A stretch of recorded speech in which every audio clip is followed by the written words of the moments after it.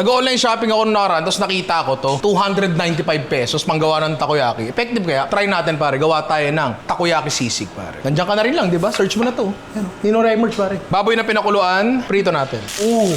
Palamigin lang muna natin.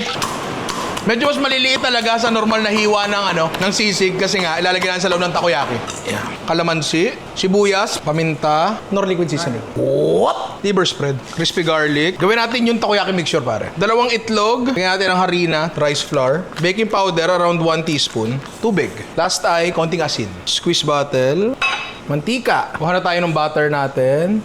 Ngayon natin dyan. Yan. Talagay ulit natin ng butter sa taas. Yun.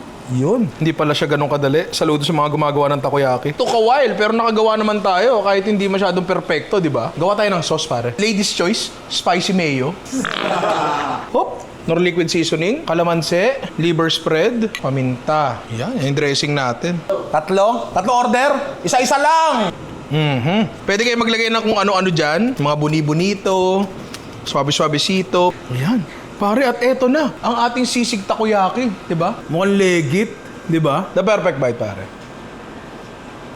Oh, sobrang sarap, naluha ako. Oh, ano? Sisig. Sisig, di ba? Konting practice na makagawa na kayo ng takoyaking singbilis na nasa labas. Pero yung sisig takoyaki, try nyo, pare. Masarap siya.